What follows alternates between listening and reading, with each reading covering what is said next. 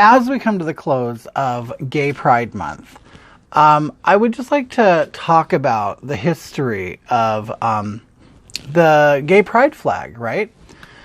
Okay, so I wrote some things down. The Gay Pride flag was constructed by Gilbert Baker. Gilbert Baker came from Kansas, and he was a good friend of Harvey Milk.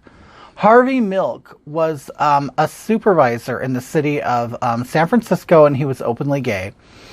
He has become like a gay hero, a gay icon, despite the fact that he was a pederast. A pederast is a grown man who dates teenage boys, okay?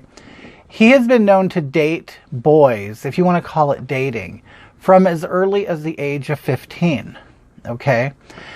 He had one by the name of Jack McKinley. Jack McKinley was a 16-year-old runaway. He ran away from home, and he got together with Harvey Milk, and then he committed suicide. Okay.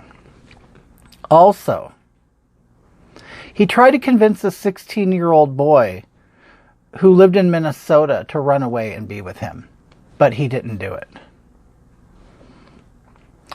The rainbow flag first flew in San Francisco in 1978, and like I said, it was created by Harvey Milk's friend, Gilbert Baker.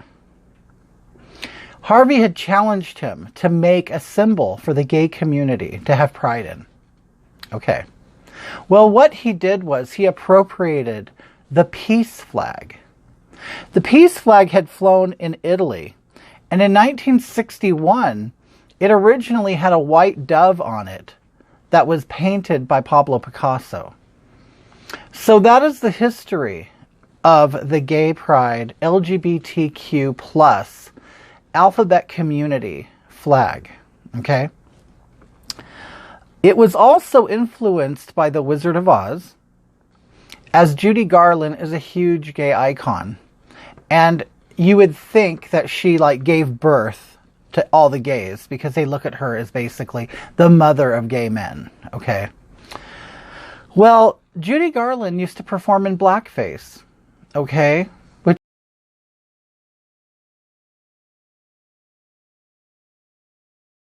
is considered a racist thing to do. I have had my own personal issues with the LGBTQ community, okay?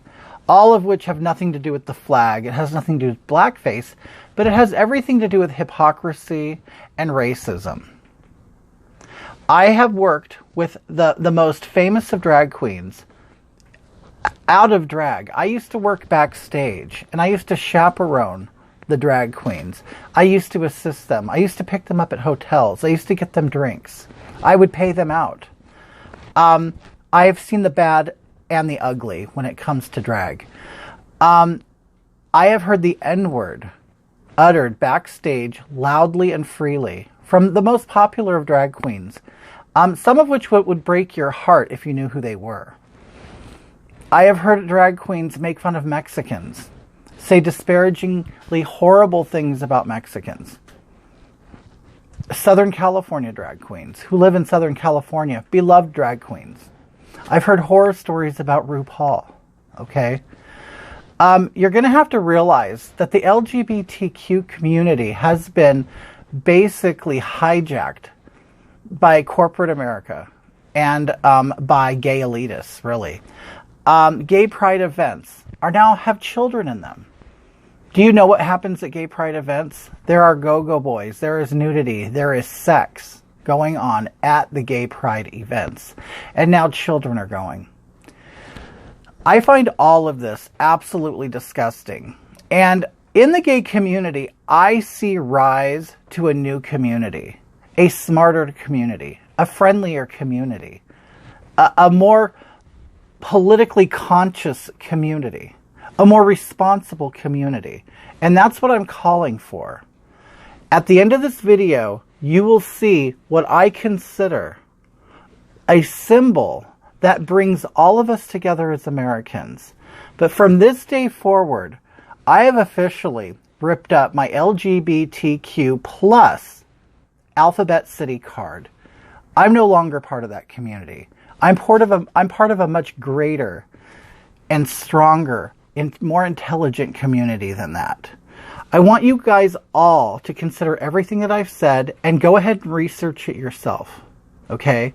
There is no pride in that symbol of the gay flag, the gay pride flag, the rainbow flag. It already has a meaning. It's the peace flag. It already existed for something else. It was completely appropriated. It has been misused and it has been marketed. Gay people, LGBTQ people are now being marketed to. We are being sold our own sexuality. And people are just buying it up and just eating it up. And I think it's disgusting. I think we need to take a closer look at the community.